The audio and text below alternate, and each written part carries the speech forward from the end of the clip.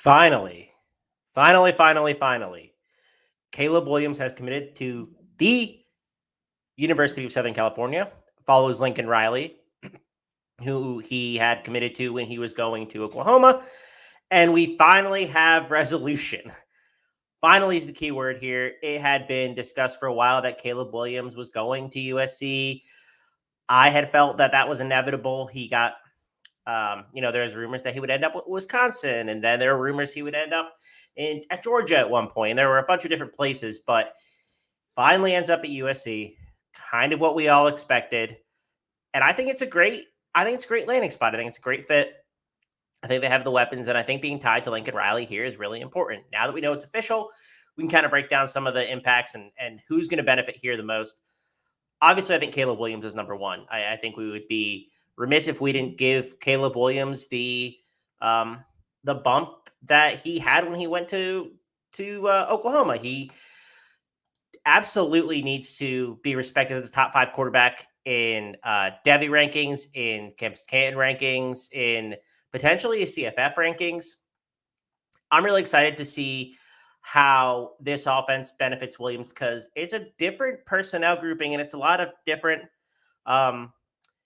pieces here together. And so I think we'll do a lot of interesting stuff because there's are more issues at USC than I think there are or were at Oklahoma. First is the offensive line. The offensive line has questions. It was not good and has not been good for a couple of years now. That was a big issue that's been the fall of, I think it hurt Keaton Slovis. It hurt Jackson Dart last year. There are a lot of questions for me what this means for Caleb Williams, because Caleb Williams had a lot of time to let plays develop downfield, to run. It's going to be a different situation for him this year. They do bring back 5 linemen from last season. They added Bobby Haskins, who was a grad transfer from Virginia, but there's still questions about what exactly that line looks like. And I really do think that Lincoln Riley is probably going to keep searching the portal for more stuff. And at the end of the day, it's still an area that the team needs to improve on. So I think it's good for Caleb Williams just because he is with Lincoln Riley, but it does pose more challenges than I think he would have had at Oklahoma if Riley had chosen to stay there. But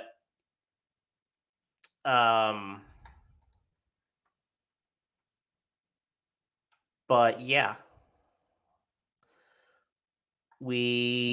I'm pulling up our Campus Canton ADP currently.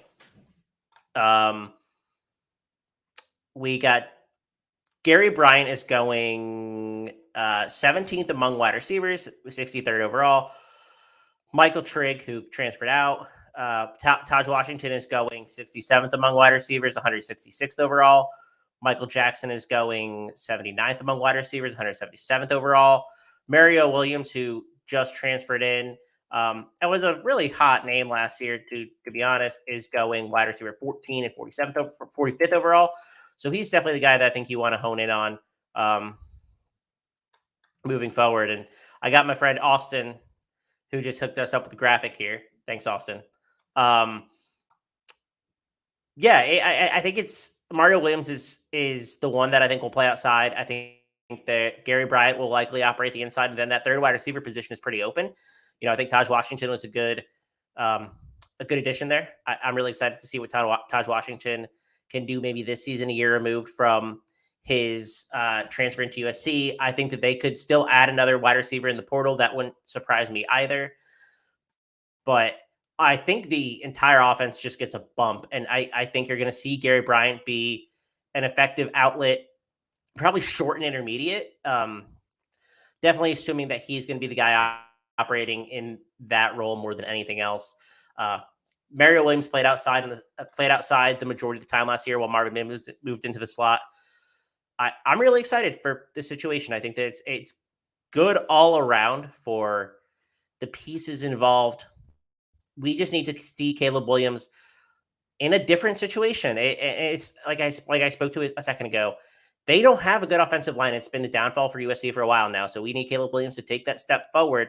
That has always been the question about his recruiting profile. Really good. Lincoln Riley developed a really good system for him last year where he could make easy throws.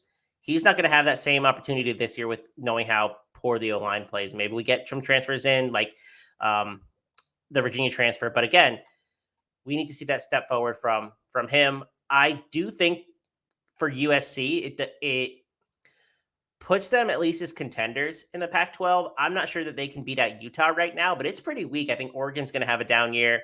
Um, and outside of that, I mean, there's really not a bunch of solid teams currently. And I think that USC can take a step forward, but it all relies on that O line. So it at least is a question. But we talk about Caleb Williams specifically for Devi and Dynasty and Camps Canton leagues. Right now, he's going in our first round. He's going 10th overall. I think you can realistically push him up if you wanted to. Being tied to Lincoln Riley matters a lot. That's the whole reason that he committed to Oklahoma in the beginning. You know, having Lincoln Riley there, he's developed 3 quarterbacks already between Baker, Kyler, and Jalen Hurts. There's no reason to think that Caleb Williams can't continue to develop, because Caleb Williams has all the raw twos in the world, is an excellent rusher, and has the ability to make really the majority of the throws. Great arm strength. The question is always with him has been accuracy.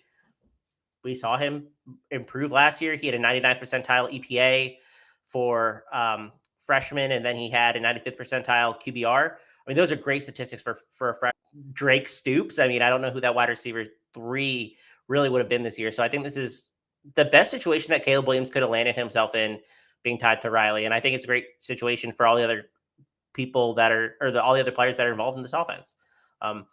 One player that I think I'm really interested to see now is what it means for the rushing game, because I think it's going to open up a couple more rushing lanes. So Travis Dye was a transfer there, and he was really productive at Oregon.